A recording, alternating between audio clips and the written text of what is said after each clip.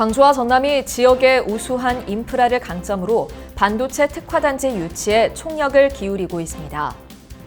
정부가 오는 30일부터 실내 마스크 착용에 대한 법적 의무를 권고로 전환합니다. 지난해 광주와 전남 지역의 가뭄 일수가 과거 반세기 중 가장 길었던 것으로 나타났습니다. 부동산 경기 침체가 계속되면서 광주와 전남 지역 분양시장에도 한파가 이어지고 있습니다.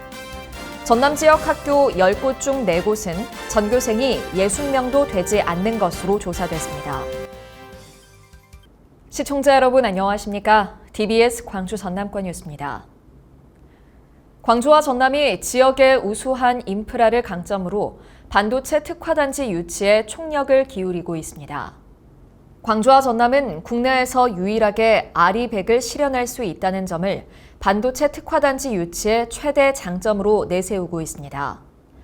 또 해상풍력 발전 잠재량과 태양광 발전 평균 일사량은 전국 최고 수준이어서 풍부한 재생에너지를 활용한 아리100 반도체 특화단지 조성에 가장 유리하다는 입장입니다.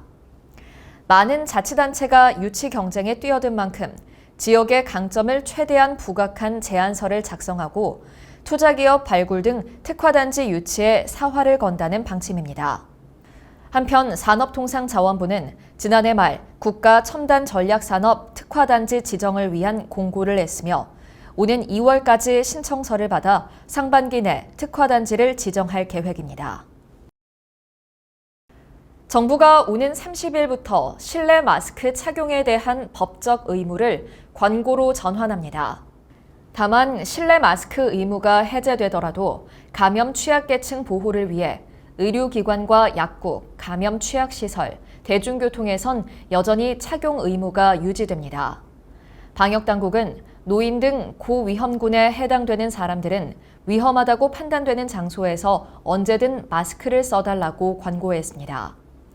실내 마스크 착용 해제가 결정된 건 국내에서 코로나19 첫 확진자가 나온 지 3년 만입니다.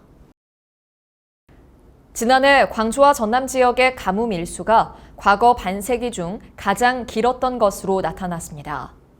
기상청이 최근 발표한 자료에 따르면 지난해 광주와 전남의 기상 가뭄 일수는 281.3일인 것으로 조사됐습니다. 이는 기상 관측망이 전국에 확충된 1974년 이래 최장 기록으로 종전 기록인 2017년 191일보다 90일이나 많은 수치입니다. 기상청은 지난해 봄 우리나라에 영향을 미친 이동성 고기압의 영향으로 맑은 날이 많아 전국적으로 강수량이 적었다고 분석했습니다. 부동산 경기 침체가 계속되면서 광주와 전남 지역 분양시장에도 한파가 이어지고 있습니다. 광주와 전남의 아파트 분양시장이 얼어붙으면서 지난해 하반기 청약 경쟁률이 1대 1을 넘지 못하는 아파트가 속출했습니다. 올해 상반기에도 광주와 전남의 아파트 신규 청약 물량을 찾아보기 힘들 정도로 분양시장에 찬바람이 불고 있습니다.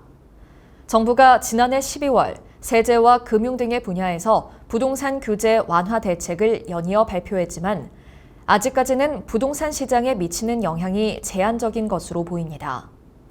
특히 주택담보대출을 비롯한 대출금리 상승 우려 속에 집값 하락 우려가 겹치면서 지역 분양시장의 한파는 당분간 계속될 것으로 전망됩니다. 전남 지역 학교 10곳 중 4곳은 전교생이 60명도 되지 않는 것으로 조사됐습니다. 전남교육청에 따르면 지난해 4월 기준 전남 지역 초, 중, 고등학교 820곳 가운데 전교생이 60명 이하인 학교가 386곳에 달하는 것으로 집계됐습니다. 올해 신입생이 없는 학교도 33곳인 것으로 나타나 학생 수 부족으로 인한 휴교 등의 문제가 발생할 것으로 보입니다. 어려운 이웃에게 따뜻함을 나누는 사랑의 온도탑이 전남에서 100도를 달성하며 모금 목표액을 확보했습니다. 올해 목표액은 99억 2천만 원이며 이달 31일까지 기부 금액을 계속 집계할 계획이어서 사랑의 온도탑 수은주는 더 높아질 것으로 예상됩니다. 해양수산부는 최근 강진군 도안만 해역에 저수온주의보를 발령하고 양식장 피해가 나지 않도록 어업인들의 주의를 당부했습니다.